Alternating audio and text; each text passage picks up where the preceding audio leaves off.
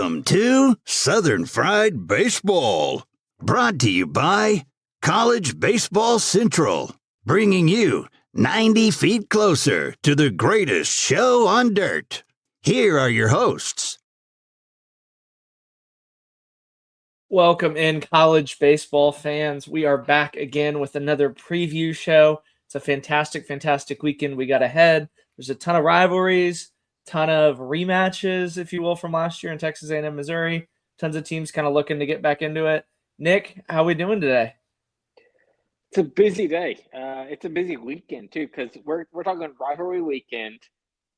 We're coming off some crazy weekends where there were some unexpected, like whether it's turns of you talk about Florida getting swept by Alabama. You could talk about Missouri taking a series or taking a game at Tennessee.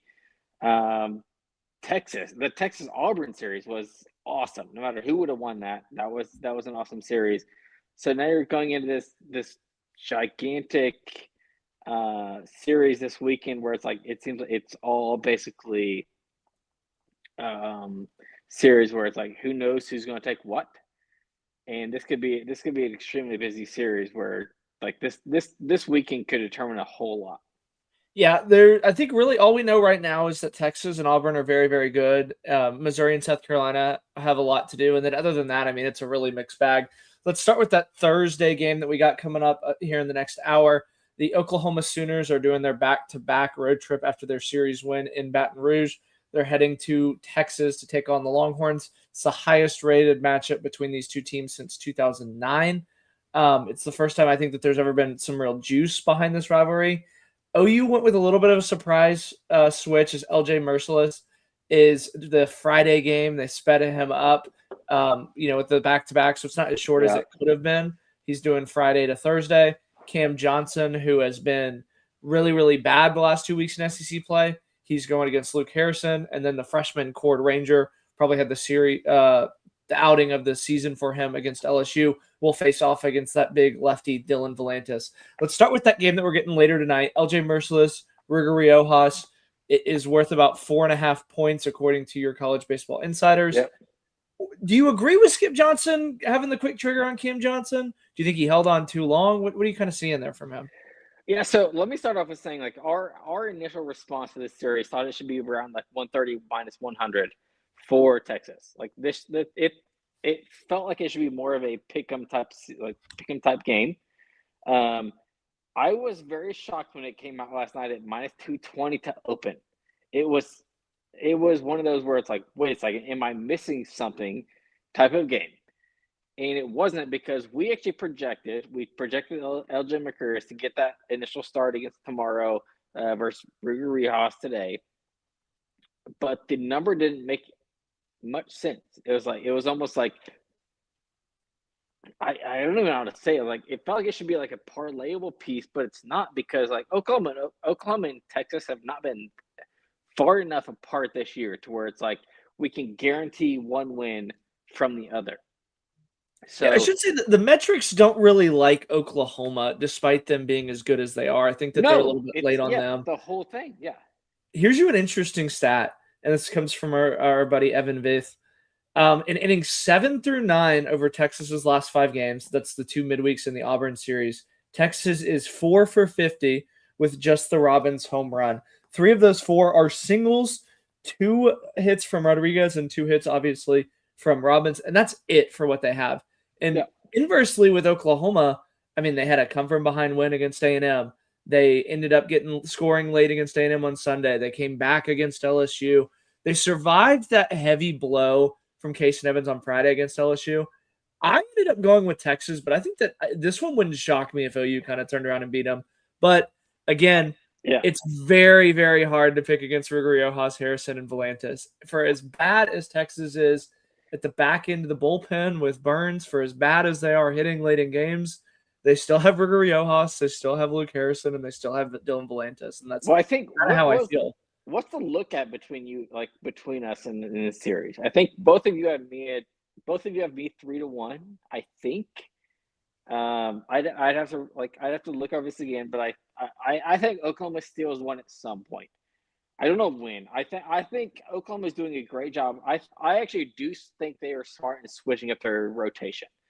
Um, we've talked about this so little. Like Mercurius is by far seems like their best arm, and it's like if they can somehow steal a game tomorrow, like I guess tomorrow, I say tomorrow, if they can somehow steal a game tonight against Texas, then all of a sudden it's like 1-on-1. You have Mercurius, you have your Johnson versus Harrison on Saturday or a Friday, I guess it'd be because this week's different. So then it's like you try to steal one then. So it's like I actually love what they're doing with their rotation this week. I obviously I think Texas. I voted them. I mean, I have them ranked. You did the same thing too. I think I have them as the number 2 team in the country. I think you do too. I actually have them at 1. You have them at 1. You have UCLA too. Yes. Okay, so I have Texas 1. You have UCLA 2. This team is stacked. Like let's not just get out of the let's not get out of the realm here. So I think if Oklahoma steals one here, that's big. Like I don't think it's not a bad thing to like where you like all of a sudden you're in this shootout and all of a sudden like you lose 2 out of 3 to a team who's a top team in the country. That's not the case. I think we said it with A&M a few weeks ago, where as long as just don't OU get has to be embarrassed. competitive, I think that's yes. fine. We all went with Texas, so don't maybe get embarrassed. Just don't get embarrassed. If you stay close in this, if you stay a top 15 team, perfect. That's what you are looking for as Oklahoma right now. Yeah, I'm interested because who's had the better, more performing lineup between Texas and OU so far in SEC? Texas. You mean OU? OU's been the better performing lineup. No, they haven't. You don't think so? I mean, they've been kind of pesky. Okay, if I say Oklahoma top through 9, yes, but if I say Oklahoma 1 through 5, then no. So there's different ways to put it. Yeah, but I mean, bullpen for Oklahoma has been way, way better. Yes. Late inning hitting for Oklahoma has been way, way better, but it's hard to pick against this Texas staff, and I think that's kind of where we're landing with this. Let's move on to the other rivalry game, if you will. The Auburn Tigers, fresh off of their series loss to Texas, will head up and face the Alabama Crimson Tide, winners of 5 straight. It is Jake Marciano, Jackson Sanders, and Alex Petrovic versus Faye Adams and Upchurch. So no changes for either side right there. It's going to be Faye versus Marciano. Faye obviously coming off that no-hitter. Marciano coming off where he took a no-hitter into the 5th. Marciano's been the best pitcher in the SEC. Faye's had the best outing in the SEC. Who do you think wins this pitcher's duel, Faye or Marciano? I mean, Marciano's been the best arm, and it's actually and not just him specifically, but it's also been like the arms he's faced. Like I wanted to see, and I think we both talked about it last Thursday on the show, where it's like, let's see what he looks like facing Texas. He looked great against the fact that they still won last Friday, but it wasn't because of him, but it also wasn't the loss because of him. Sanders behind him on Saturday. Like that's kind of the big thing for me was that Sanders was kind of off behind him. So with Marciano being able to pitch really, really deep into these games, I mean, we'll talk about it a lot with this team's coming up about pitching deep into games. If you can get 7 or 8 out of Marciano, even if you can get 6 or 7 out of Faye, like you feel really, really good because I mean, for the late both these teams hit really, really well in late innings. I know Alabama, that second time through the order against Florida, against Cooper Walls, was phenomenal. I think that was one of the best hitting performances we've seen in the year. And then, Auburn's come from behind against Texas. So I think that's for me is who's going to kind of get that little magic in the lineup because both of them have been delivering late in games. I mean, even on Saturday, I know Auburn dropped that game to Texas, but they were in it. They were having guys on. That's the thing that I really want to see from Auburn is kind of a little bit of an approach change. They do kind of strike out, I think, a little bit too much. They do kind of compound bad at bats after bad at bats after bad at bats. So I think that's the thing for me is that if they can kind of be that consistent offense that we've seen at times throughout a series, I think that'll go a really, really long way. This feels really dirty to say because he had a no-hitter, but it feels like Tyler Faye's kind of due for like a bounce back the other way. Like because he didn't really pitch terribly to start the first month, but he wasn't really that Friday night guy that we had seen. Obviously, he shows us and throws a no-hitter. Adams has been really, really good too as well. So that's the thing for me is I feel like Auburn is I think primed to kind of have a breakout game from a lineup standpoint against some of these arms that they're facing from Bama. Yeah, I guess that's where you want me. I guess it depends on where you want me to go from this, because I can go two ways. It was from an Alabama standpoint. Let me go there first. Awesome rebound. Like we questioned on Thursday week. Like I think you and I both put us like, we were like, is this the 12th, 13th, 14th best team in the SEC? They showed us, by the way. Because they got swept by Kentucky, and it's like, okay, this is starting pitching going to match? Is anybody except which hitters are going to like step up? And they did. And so it wasn't even just like Tyler Fay on Friday. Obviously Tyler Fay deserves 1,000% in the headlines for no hitting Florida. I mean, out pitching Liam Peterson, But who's been one of the best technically, pitchers. Florida has almost been out hit for, what is it, like 17.8 now innings of the last SEC Fridays. So it's like, okay, let's calm down a bit, because it is 17.8 innings or something like that, just insane.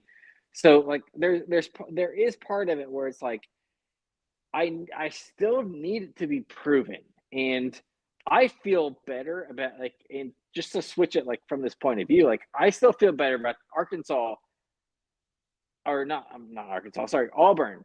1,000% I feel better than Alabama. I'd actually agree with that, because for me, here's the part that's a little bit funny, because we're a week late, we're 2 weeks in, and Alabama looked like crap the first week, and then turn around and really kind of kill Florida. Everybody's kind of talking about how much they suck. But the flip side of that is Kentucky dropped 2 of 3 to Ole Miss, and they were kind of a mad team for me. So that's the part that I think I really want to see more sample sizes on Alabama. Obviously, they have Justin LeBron, who's playing phenomenal defense and hitting the cover off the ball. Brady Neal's been hitting the absolute cover off the ball. I think that's the thing for me is, I mean, we saw it with Jake Brown, where they start to kind of pitch around Jake Brown, and no one from LSU's really stepped up. I think when they start to kind of pitch around Brady Neal, who's going to really step up in that Alabama lineup, obviously guys aren't going to hit 700 in SEC play. So, Brady Neal's eventually going to kind of return to mean. This one was actually an interesting one, as we had a 3-2 split with 3 going Auburn and me and Andrew going Alabama. I think for me, it was the home factor. It was the pitching, I think, is going to be really, really sharp for Alabama. But, I mean, it really wouldn't shock me.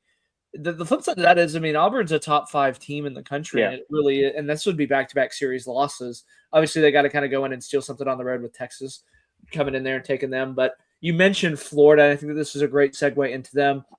They head on up to Baum Walker Stadium, second of their back-to-backs. Liam Peterson on Friday, Aiden King on Saturday. They're going with the famous TBA. Arkansas obviously rolling with Gackle, Dietz, and Fisher on the backside of that. I guess let's start with Cooper Walls moving out of that Sunday roll. He hasn't really lived up to the hype, if you will, but I think it's a lot out of his control. What do you kind of make of Sully, kicking Cooper Walls out of that Sunday roll? Yeah, is it too lame of a take just to say I trust Sully? Like it feels like at this point we're 14 years in. No? Yeah, no, we're 14 years in. 13 of those years have been super regionals, and it's like he figures it out.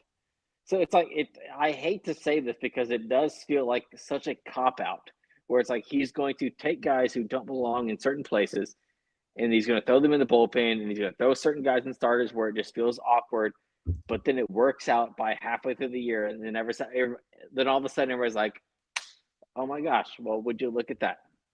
So my problem is with this team though, the stuff that I think what he's doing offensively is going to work out.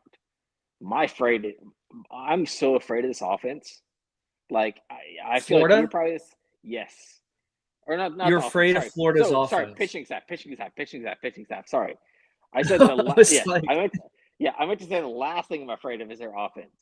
The pitching staff, Q's mentioned it multiple times. You mentioned it multiple times. Like you're talking outside of Liam Peterson, Aiden King, and there's they keep throwing guys in positions where it doesn't feel like they are meant to be.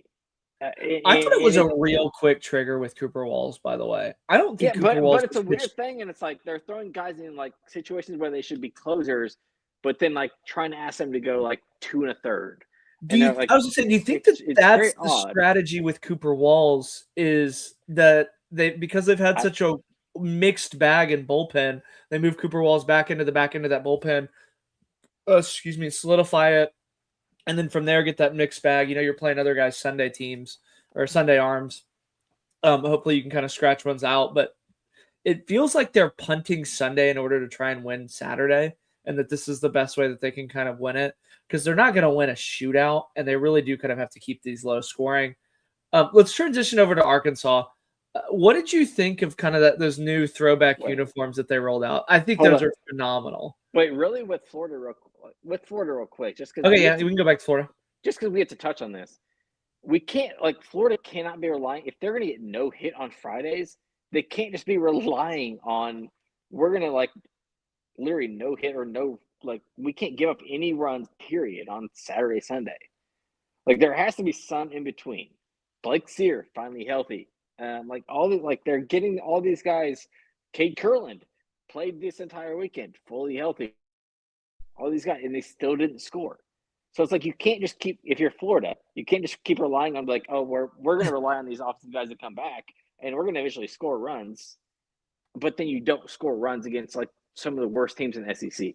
So you mentioned this with Texas, and I'm curious your stance, and let me pose this question to you. So you mentioned that Texas, you kind of trust them to kind of break out of it because they, despite them having so many guys slumping, they have enough talent. Yeah. Do you think Florida could kind of start to get like that? Because they really do have a lot of guys that should be better than they're hitting. Like, it's not like Vandy at the bottom of the order where it's like, yeah, well, they're hitting guys in midweeks because they're mostly like should be at other midweeks. But Florida has like a lot of talent on paper. They just haven't been delivering. Close, but I could also go around the entire Texas infield and name you seven first 7-round draft picks. Like, yeah, that's the difference. And they've all been healthy. Like Timo Becerra.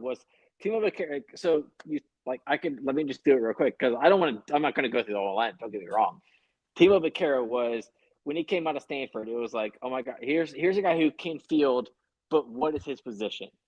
And all of a sudden, like, he transfers to Texas, and all of a sudden he's hitting like 370. He has 8 home runs already. He has like 30 RBIs, and it's like, oh crap. Okay, now all of a sudden this is a second rounder, and you have like all these guys transferring in.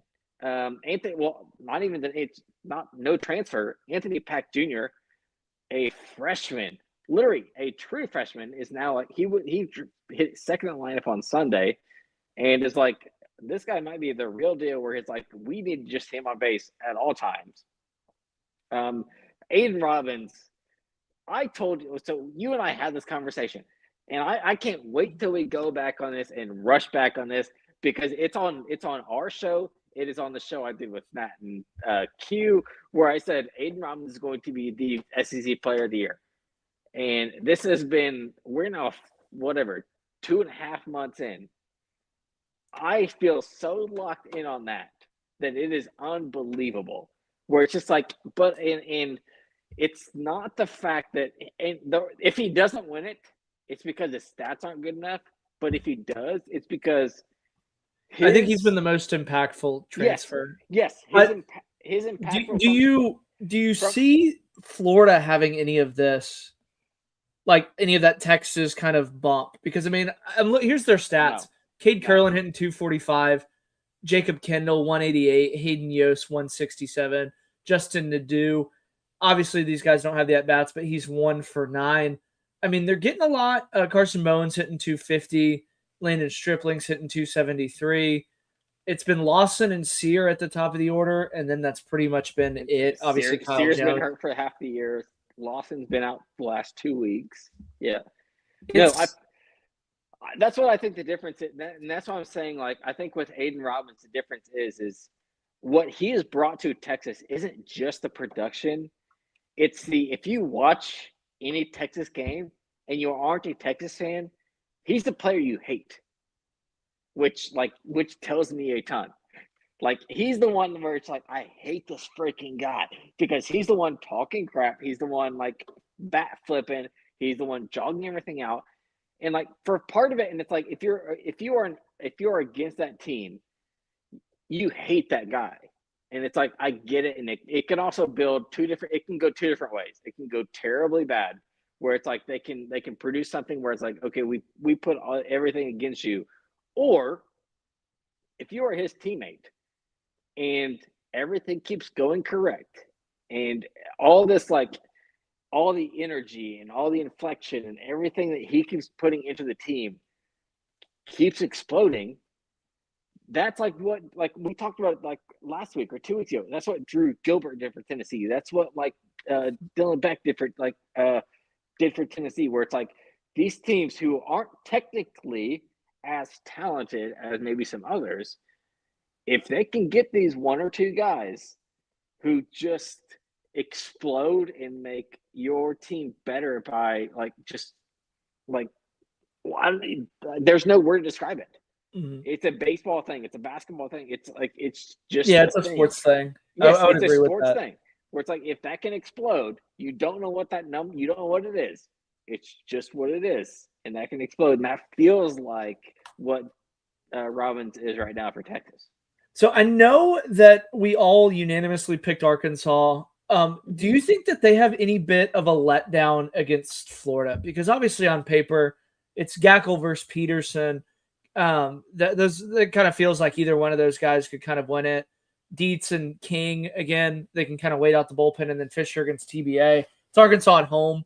But as Q has kind of been quick to remind us, this team did lose to a few bad teams. They probably should have. If South Carolina is a shortstop that can field the ball, do you give like Florida any chance against Arkansas? Because I feel like this one's a lot closer. Like I really wanted to pull the trigger on Florida. Yeah, it is terrible looking that all of us have Arkansas. Like and I'll say this: Florida has been really good when everybody thinks they suck, and when everybody thinks they're good, they suck. Like that's been kind of the weird thing. Is Liam Peterson? Oh yeah, he's best Friday night guy. Gets hit around. Oh, he sucks. Get him out of the Friday roll. Has shoved ever since. I know. Florida, like even I know midweeks don't really matter. We don't really focus on midweeks, but everybody talked about how much they sucked. And then they go and dominate Florida State. Like I know I didn't pick it in the series, but it will really. I kind of want to flip it to Florida. This is one of those weird ones. This is a DVH special. Like let's just put it that way. I mean, this is I think one of those ones where he's got to give like. I know that Sully talks about how he doesn't bring balloons and it's on the players, but I feel like if you're DVH. Like you have to give like a good speech and get the guys riled up. Yeah. But this doesn't feel like when we talk about this, like before every single year starts, where it's like no matter what, like Arkansas is going to finish 18 wins plus, and it's because of a series like this.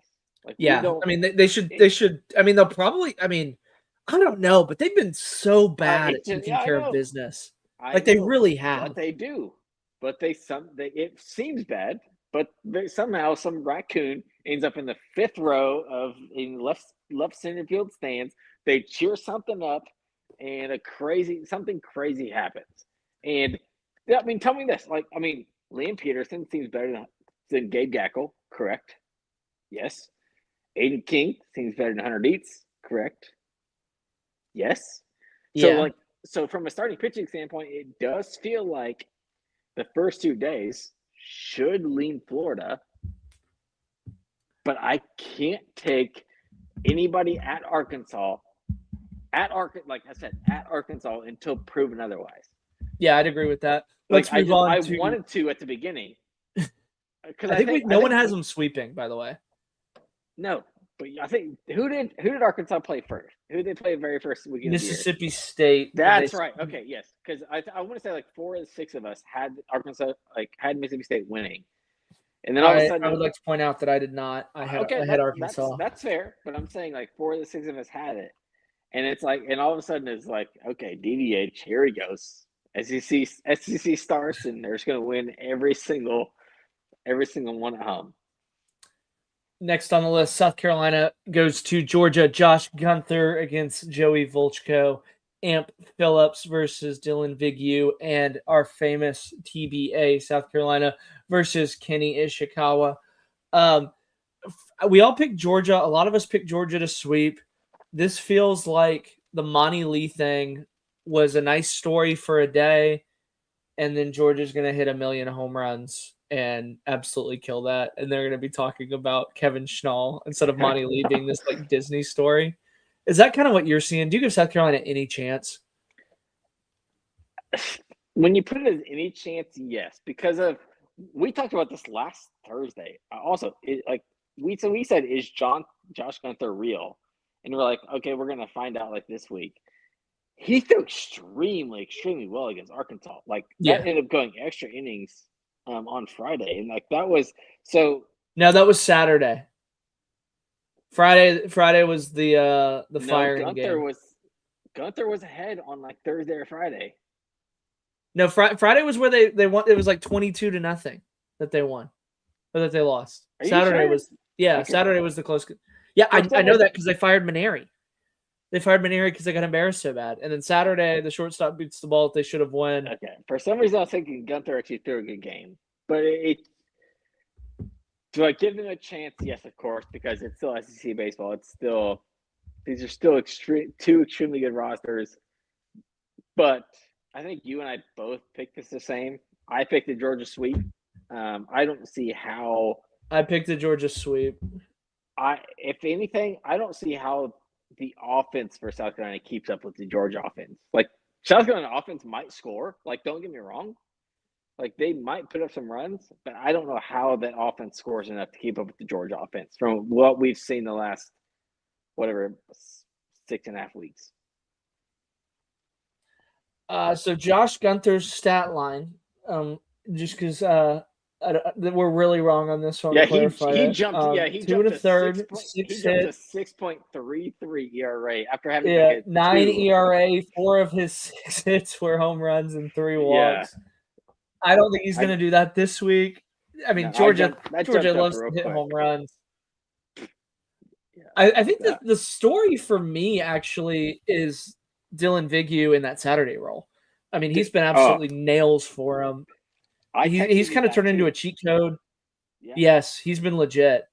The bullpen, it's weird because this might have been the first time, I think, in my baseball tenure that Georgia gets the shit kicked out of them and I'm at the game. And I actually walked away like feeling very impressed with Georgia. Like they go like 8 or 10 deep. Obviously they're going to get Trey Phelps as he didn't start in the midweek. I assume that he'll start on Friday, but he's a monster. I mean, they have Branch hitting in the 9 hole. He's an absolute monster. They had a little bit of a midweek letdown, but I think that's just being too high coming off a road victory. They get back to Foley. They get back to hitting bombs and feeding the trees. I take Georgia big. I take Georgia in a run roll. I don't think that this is a very competitive series at all.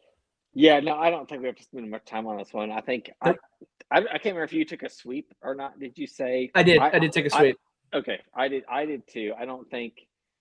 Yeah, we talk about this. Like the only case that South Carolina had coming into this weekend was that Friday night, and if they didn't throw good against Arkansas, Arkansas's team has struck out more than any other team in the SEC coming into the weekend, and Georgia struck out the least.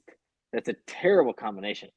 So yeah, I think this is going to be an ugly series. There's going to be a bunch of runs put up by Georgia. We're gonna I'll be interested to see what these from a betting standpoint.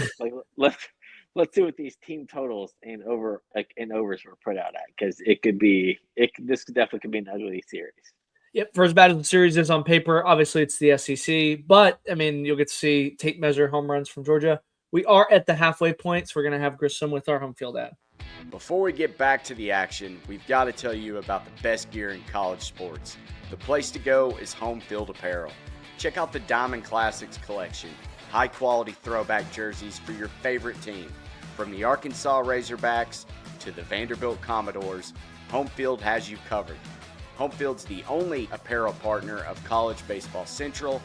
Gear up for game day by visiting homefieldapparel.com. Thank you, Home Field, for being the official sponsor of Southern Fried Baseball. Q looked phenomenal in the midweek in that Virginia kind of home field jersey. So got high quality stuff. The hats I always get complimented on when I wear those around town. The hoodies always get stolen. So that's an interesting one. But let's go to LSU, they're playing back-to-back home games. Kentucky continuing that road trip. It's back to normal, if you will, despite them being changed up. Jackson Jelkin will stay on Friday. Nate Harris is your Saturday guy, and Ben Cleaver is your Sunday. For LSU, Casey Evans stays in that Friday night role. William Schmidt moves up to Saturday. Well, I guess he was on Saturday last week technically, but moves up into that game 2 role with Cooper Moore going down. LSU is rolling with TBA. It might be Zach Cowan. It might be Gavin Guidry. It's a bounce back week for both of these teams, I think, in my opinion. Kentucky does sit at 4-2, but they did drop that series to Alabama. Obviously, the schedule gets a lot more real. LSU sits at 2-4. Kason Evans versus Jackson Jelkin. These are two guys that had phenomenal starts on Friday night last week. I'll be in the house to see this one. Really excited to see it. Do we see the Kason Evans that shoved against a talented OU lineup, or do we see the Kason Evans that we saw week 1?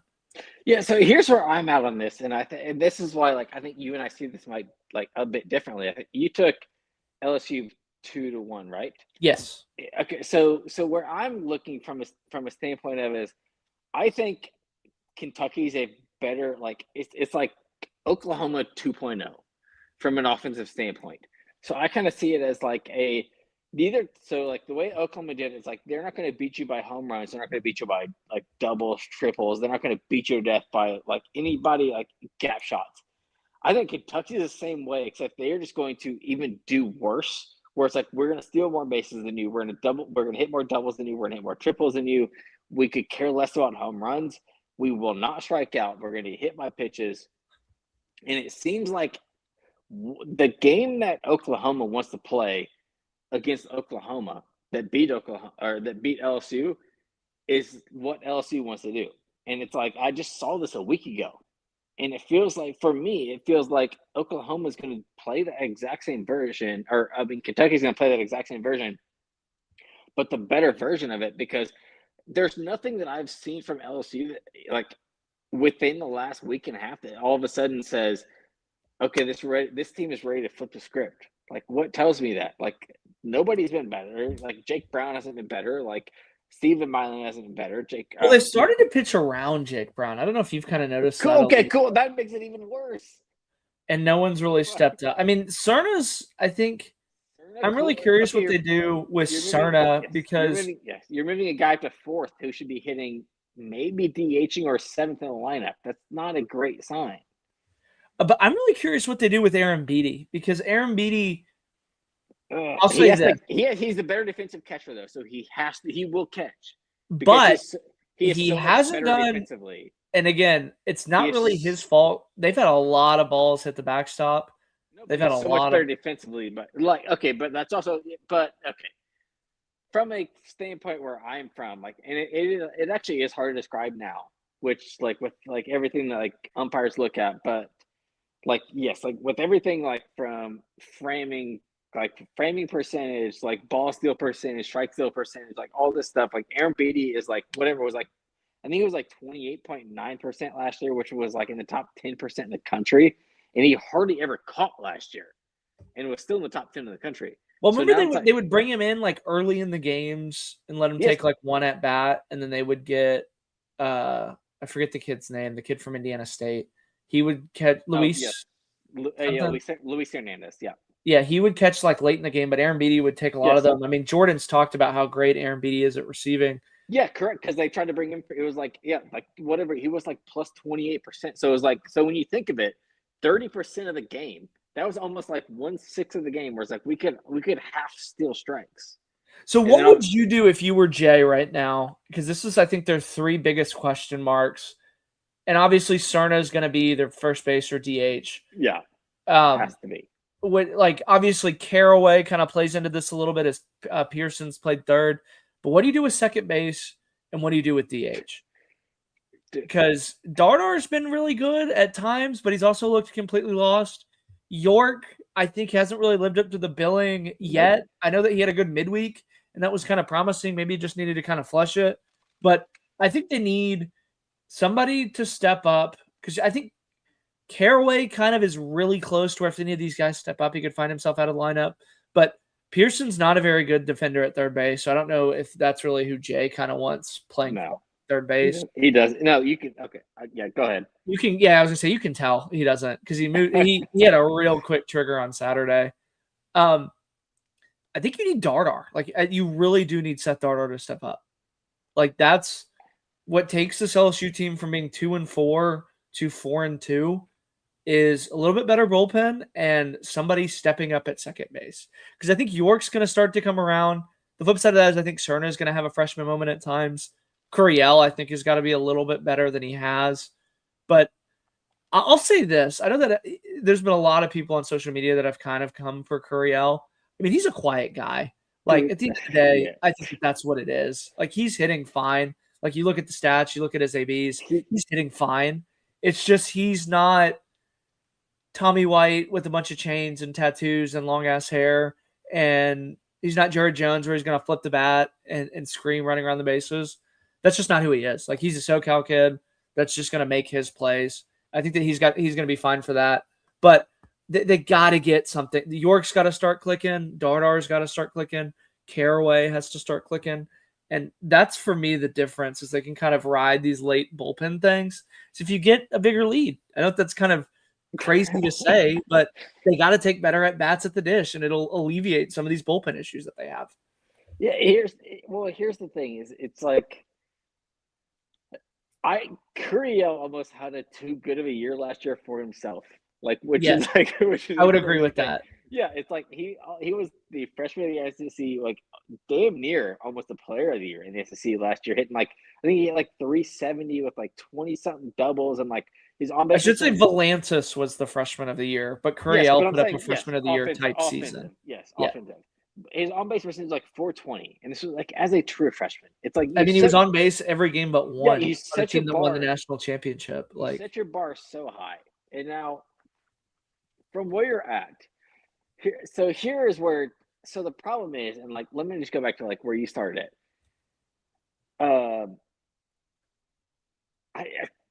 They are so lost, like position wise, that they are looking for just places to offensive guys that can play defense.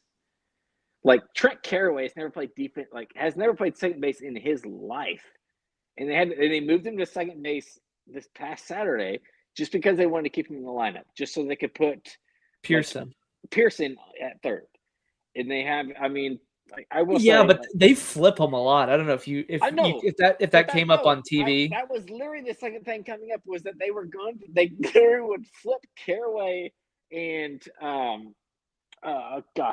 Pearson. No, not Pearson. No, they were flipping Caraway and they were flipping Caraway and Pearson. No, shortstop.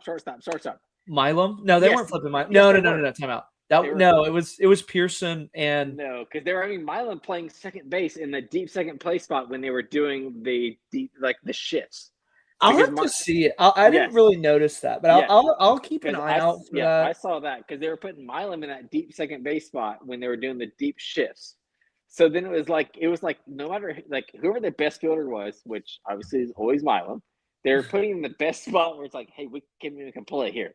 They used to do that with Dugas when they won the Natty. But that is such a scary thing when you are 30 games into the year and you are having to do that much difference. Like in a raw, okay. Also, like, but we're not gonna spoil anything here. But you're in a $40 million roster and you are having to flip guys from position to position to position. Hold on, time out. That's the football roster. I don't think that the baseball roster is 40 million. No, it's okay. Well, you can think, yes, it is 38 point something. But yes, it is, yeah. And you're having to flip positions by all this stuff. They missed a lot on a lot of their portal guys. Let's we're starting to kind of come up on time here. We got 3 really, really big games that we got to get to. But I went with LSU. For me, it was just. Yeah, I didn't. I think that they bounced back this weekend. A lot of us went with that. I think the box will kind of play a little bit more of a factor. I think me and Cal, we'll just put it. I think me and Matt both real quickly put Kentucky. I think the reason we both did was because Kentucky feels like the better version of Oklahoma, and it's like we're gonna put like the small. If you get the small ball from Oklahoma, you get the small ball from Kentucky. Plus, you get the better starting pitching from Kentucky that you get from Oklahoma. the box didn't feel that week like last week, and the box didn't feel like a box. So it just feels like we're gonna get like we're gonna get the best version of Kentucky that we're gonna get, and that just feels like that's why I'm gonna take them 3 out of 2 or 3 out of 5. Yeah, I'd kind of agree with that. Next series is another rivalry game. The Mississippi State Bulldogs go up to Ole Miss. Obviously, Ole Miss won the Governor's Cup last year, but that's really been Mississippi State's the last 10 years or so. A little bit of a change as Charlie Foster slides in with the injury on Friday night. Tomas Valanciunas is Saturday. ZRA just a hair over one. And then Duke Stone on game 3. For Ole Miss, it is Hunter Elliott, TBA due to an injury, and TBA. For me, this feels like Mississippi State's wanting to take 2 of 3 and willing to punt the Elliott start, knowing that they'll have Valanciunas and Stone behind them and that they can tag up Ole Miss's bullpen arms. But Swayze's been a tough place to play for everybody not named Mississippi State. Kentucky went up there and, they played this great brand of defense and everything, and Ole Miss hit them around, had a ton of errors. Becetta's been absolutely on fire. Udemark's been absolutely on fire. Furness is starting to be on fire. I went with Mississippi State, similar to the reason that I didn't pick them against Arkansas, because Mike Bianco just finds a way to lose to Mississippi State. They have absolutely owned him. Is that kind of what you're seeing in this series, or do you think that Ole Miss finally gets a little bit of revenge?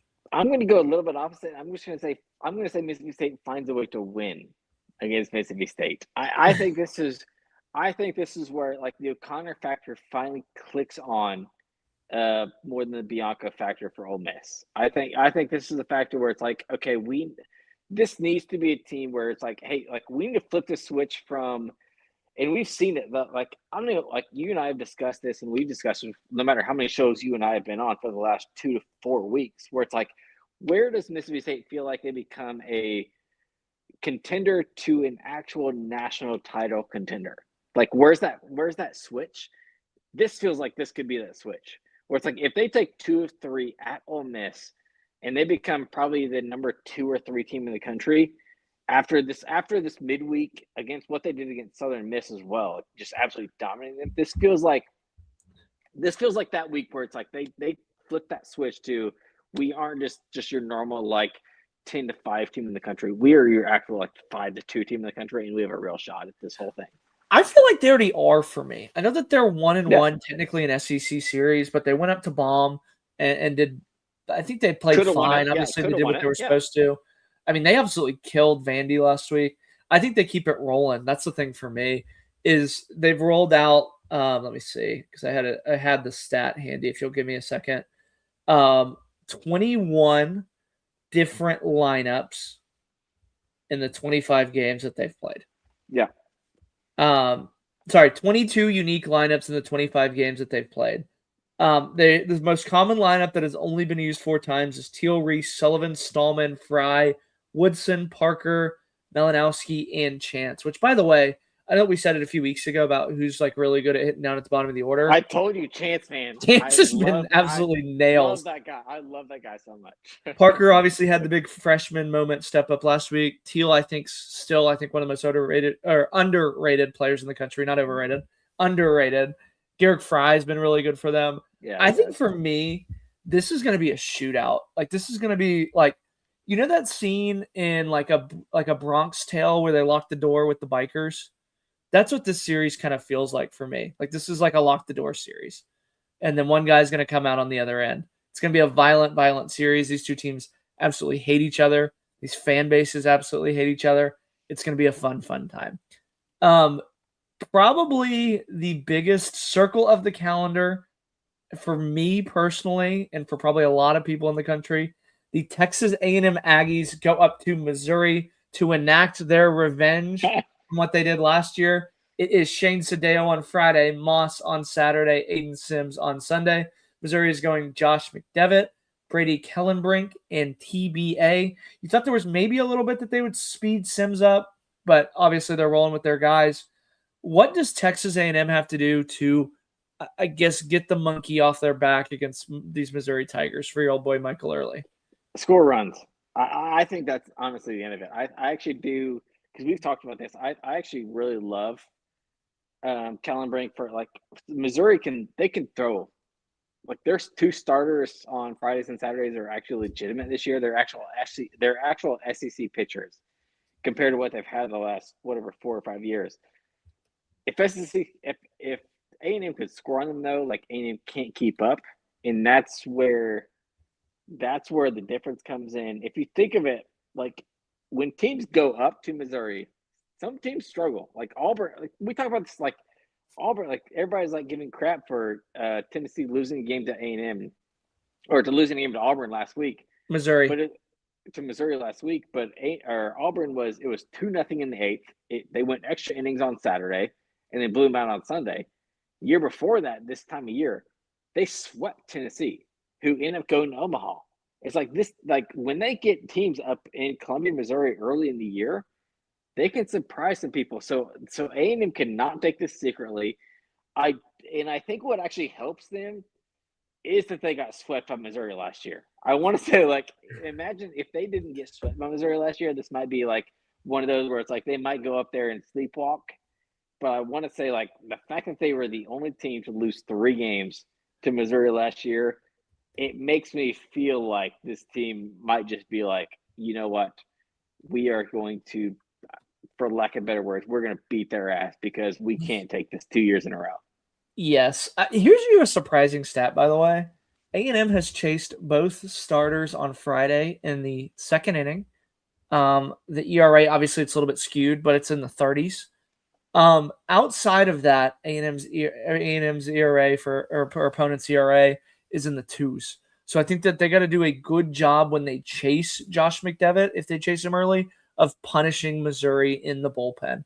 Obviously, when they chased Volchko early and Ishikawa early, they felt the effects of it on Sunday.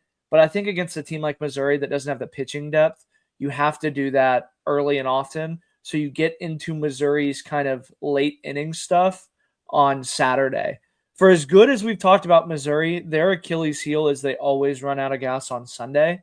And if you're an A&M lineup like you're supposed to be that doesn't really have the bullpen that you trust, you really do kind of have to make Missouri's Sunday guys, if you will, pitch as early into the weekend as possible. It's chasing Kellen Brink early. It's chasing McDevitt early. And I think if they're able to do that, they can go in and sweep.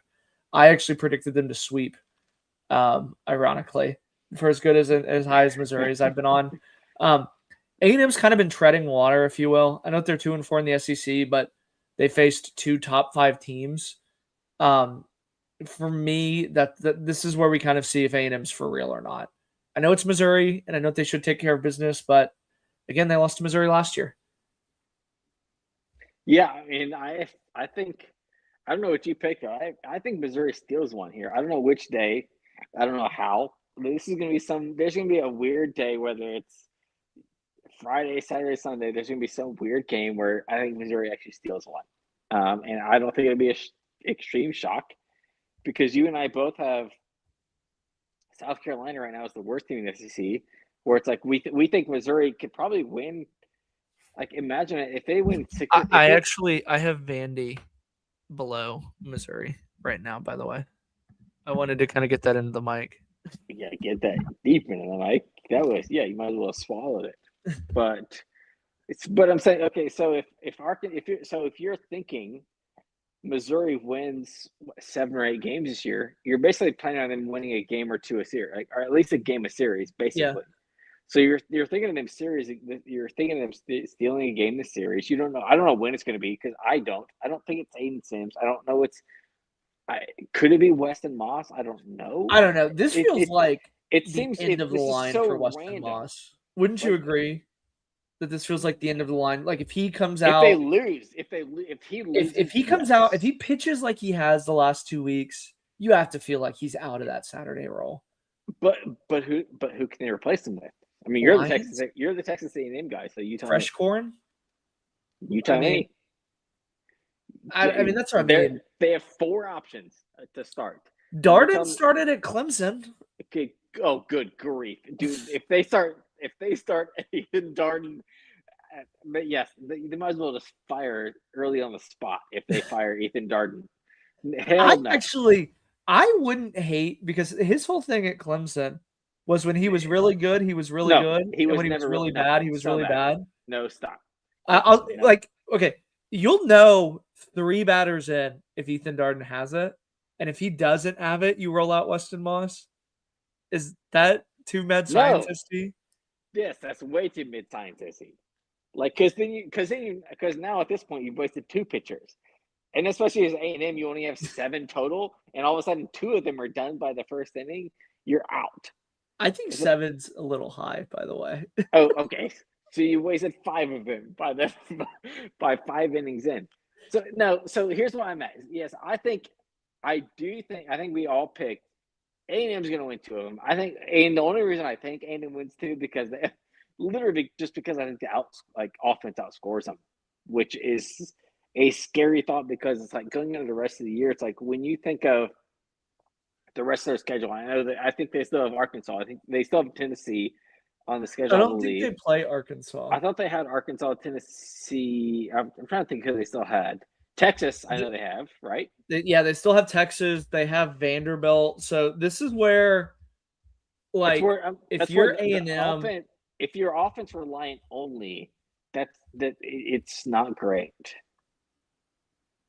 I think that if you're A&M, you have to go 5-1 or 4-2 over these next weeks just to stack wins.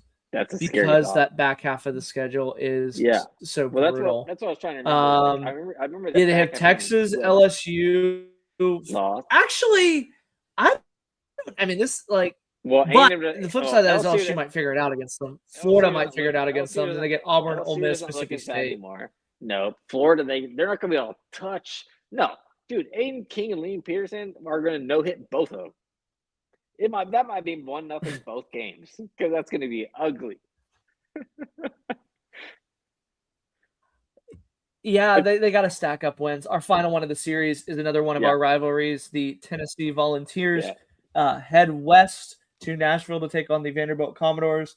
That gives us Brandon Arvidsson, not Tegan Kuntz, versus Connor Fennell, Landon Mack versus Wyatt Nadeau, the freshman, and Evan Blanco versus TBA. What did you think of Arvidsson? As that was one of the questions in the chat, moving up into the Friday night role. Yeah, I can't. There's not much I can say, unfortunately. I know that I saw the question in the chat, and I unfortunately cannot release a lot of information on that, just from the source. So, from what I can say is he might questionably might be available at some point this series, Saturday, Sunday, from the bullpen role. But I doubt it. I don't think he throws it all this weekend. I think he ends up being the Friday starter next week. This was a sickness that was going through, and it was the whole thing that was going through Tennessee's roster last week, and why they were going in and out of lineups against Missouri, and like why Henry Ford didn't play Tuesday, and like this has been going through the lineup for a while, and the whole roster for a while. So I think people who are like this Tegan Kuntz saying it's not a thing. And Tennessee fans who think this is a performance issue, it is not. I promise you, Tegan Kuntz will be starting next Friday if he is fully healthy. He's picked as he's supposed to be the 21st pick in the draft this year. He'll be perfectly fine. Brandon Arvidsson is a perfect complement to Tegan Kuntz on Fridays, where it's like you have a righty throwing 98, and all of a sudden you can bring the lefty throwing 97, 98. It just works out perfect. And then Landon Mack on Saturdays, Blanco on Sundays. It just works out. It works out right. So this is not something to look into if you're a Tennessee fan or if you are not an SEC fan. This is nothing. Yeah, I didn't really think anything of it. I even told. Yeah, I texted our group and I said, hey, like just so y'all know, I was like, Tegan Kuntz is probably not throwing this weekend. I said he's not starting Friday, and he'll probably not be throwing this weekend. And I think and then we got in our group like 20 minutes later, and Matt was like, "Okay, it looks like you're right," because Tennessee put out there like pitching rotation. It's like yes, this was not a thing. Like yes, Kuntz is not fully, he is not healthy whatsoever, but this also has nothing to do with performance. Yeah, I think for me, this feels like one that Tennessee has to have just because like they get to play an inferior opponent. They get that payback that we talked about with Texas A&M too as well. Because I mean, if you remember correctly, this game ended in a brawl in a way. Dude, you like, can at the end of the game. Listen, as a Tennessee fan, you can never correct me and say if I remember how any of these games in the last ever since Tony took over. If you ever try to question me on how any of these games have ended, they've all ended technically badly, but in a very fun way. I'm excited. I mean, Blanco against CBA feels like you've had sticker issues. You've had bombs hit on top of porches. Like, yes, there's been all types of stuff. Yeah, I mean, this is weird though because I felt like if this was last year, the small park would have played to them. But Tennessee obviously has the pitching advantage this weekend. I think Mac will come out and shove. Nadeau has been good enough for him, but I mean, he's not going to outduel Mac or Blanco. This one was actually one of the easier ones to pick. I think Vandy Steele's a game. It's probably going to be that Arvinson Fennel game, but I feel really good about Mac and Blanco behind him. Is that kind of what you see? Yeah, I'm with you. I think you and I both took 2-1. I think Tennessee takes 2. I don't know which 2 because it does feel odd. Like Connor Fennel has been so up and down this year compared to like last year was like I think he was first team all SEC. And it was like this guy, he was throwing like mid-50s, this lefty, like junker baller, and it was like working. This year it's not. It's almost like it comes into question is like, is it just the more film that all these teams have on them? Is it the spin rates and like everything that these guys like have on them where it's like his stuff just isn't going to work anymore versus, Tennessee brings in, Landon Mack, who's throwing 9,800. You bring in Evan Blanco, who's throwing like he's just dealing. But then also like you lose, and also this week I think it was it yesterday or 2 days ago where it's like Vandy finally got the news where it's like Austin Nye is done for the season. Yeah, I saw that. Which is he was projected there. He was there Friday. I think they're Friday guy because I think I personally thought he was better than Connor Fennel, but he like started the season as a Saturday guy.